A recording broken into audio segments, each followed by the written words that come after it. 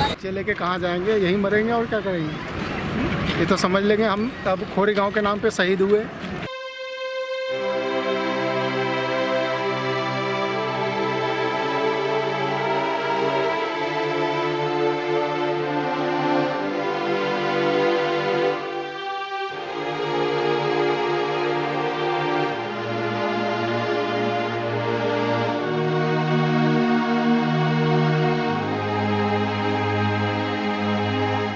थोड़ी सी छज्जा तोड़ने में, सिर्फ बाउंड्री तोड़ने में ही इतना बड़ा भूचाल आ गया मीडिया पे। और हाँ नहीं, पूरे इतनी बड़ी भूचाल आ गया मीडिया की, जैसा लगता है पूरा दुनिया प्रलय होने वाला है। आज इतनी बड़ी कॉलोनी प्रलय क्या मतलब समझे जमी दोष हो गई है, लेकिन फिर भी आज इसका कोई खानो कान खबर नहीं है, मीडिया पे कहीं चलता भी नहीं है कि हम क्या करें। खबर देखिए जी, सब है जो भी है, बड़े बड़े मुख्य चैनल है या जो भी है, सब जो है गवर्नमेंट के सामने दबी हुई है। ठीक है, आज सुप्रीम कोर्ट भी कहीं ना कहीं गवर्नमेंट के सामने दबाव में आकर के ये फैसला दिया है। अच्छा, हाँ।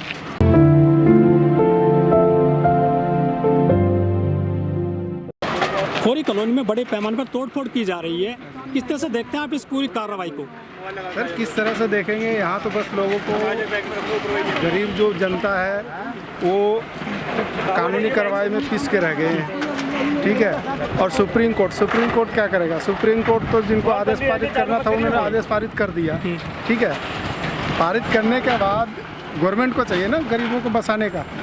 लेकिन जो सुप्रीम कोर्ट में फरीदाबाद नगर निगम में गया था ना, जो सरकार है, खट्टर सरकार है, वही गई थी सुप्रीम कोर्ट। तो सुप्रीम कोर्ट कौन गया ये तो मुझे नहीं मालूम, लेकिन लोग बात कह रहे हैं कि सुप्रीम कोर्ट का ऑर्डर है। गरिमा मित्र भी बोल रही है सुप्रीम कोर्ट का ऑर्डर है, ये मानना ही पड़ेगा, हम बस उसकी कार्रवाई तो उसकी मतलब देख रेख में काम कर रहे हैं, उनको हम जो भी है कार्रवाई पूरी करेंगे उसकी। लेकिन कार्रवाई पूरी करने से इनको तो पहले बसाना चाहिए, उसके बाद उजाड़ना चाहिए, पुनर्वास होना चाहिए, पुनर्वास पहले होना चाहिए।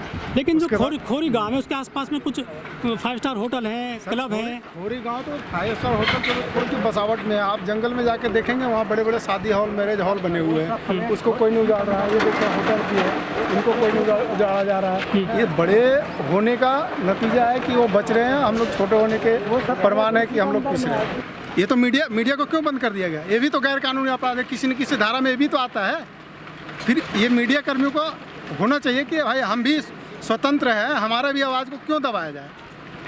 लेकिन जो यहाँ पे जितने भी ग्रामीण हैं जिनके मकान यहाँ तोड़े जा रहे हैं, आज किसी के पास पुख्ता डॉक्यूमेंट नहीं है ज़मीन को लेकर। पुख्ता डॉक्यूमेंट ज़मीन को लेकर क्यों नहीं है? नहीं रहने का कारण है कि ये नगर निगम वाले ही और पुलिस प्रशासन वाले ही इन लोगों को बसाया है, और इन्होंने सिर्फ ये नगर निगम वाले ही ने आश्वासन दिया है कि यहाँ पर अगर आप रहोगे तो यहाँ के नहीं टूटेंगे, और ये हम मतलब पूरी आश्वासन देते हैं कि ये ज़मीन नहीं टूटेगी और धीरे धीरे करके हम आपके सारा डॉक्यूमेंट्स भी बनवा देंगे। लेकिन पूरा बसने के बाद कोई कितने लोगों ने बना रखा है डॉक्यूमेंट्स, लेकिन ज़मीन का कोई पुख्ता सबूत नहीं है। लेकिन डॉक्यूमेंट्स बनाने के बाद किसी का बिजली बिल है, किसी का बर्थ सर्टिफिकेट है, कितने का आधार कार्ड है, कितने का पेन, सब कुछ यहाँ का बना हुआ, लेकिन फिर भी कोई नेता प्रशासन कोई भी नहीं आ रहा है यहाँ पे। जिनको आप वोट देते हैं, जो MP MLA हैं, सब कान में तेल लेकर सोए हुए हैं, क्या कर सकते हैं उनके MLA को।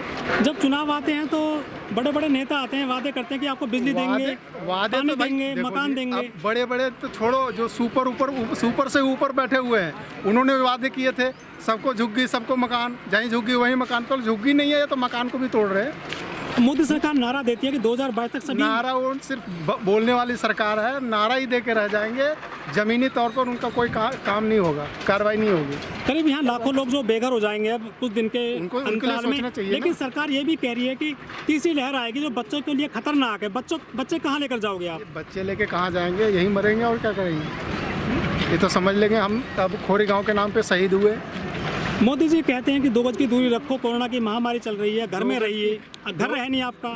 2 गज की दूरी तो छोड़ो, तो मोदी जी इतने बड़े फार्म हाउस में रह करके भी टीवी पे आके रो देते हैं। अब इनकी ये मंजर देखो ना, लोग इतना बड़ा मंजर देखते हुए भी पब्लिक क्या खून के आंसू रो रहा होगा। वो तो सिर्फ आ करके मीडिया पे आके दो वक्त के लिए और ऊपर नीचे लिपा देते हैं, तो दुनिया सोच लेते हैं यार मोदी रो रहा है। जनता रो रही है, उसके लिए कोई देखने वाला नहीं है। आपका कौन सा जिला पड़ता है? हमारा झारखंड पड़ता है, बिहार में है। अच्छा। झारखंड मतलब अच्छा, बिहार से अलग आपको होता क्या लगता है कि जो देश में कानून व्यवस्था है, क्या गरीबों को न्याय मिलना आसान है यहाँ पर? आसान नहीं, मुश्किल है। आसान तो छोड़ी दो कि आसान हो जाएगी। यहाँ कानून व्यवस्था सिर्फ बड़े बड़े लोगों के पैकेट में रहते हैं। तो देखिए, इस आम आदमी का यही कहना है कि जो गरीबों को यहाँ न्याय मिलना काफ़ी मुश्किल है, और यही वजह है कि आज यहाँ बिल्डोजर चारों तरफ चल रहे हैं, पूरा गांव उजड़ गया है।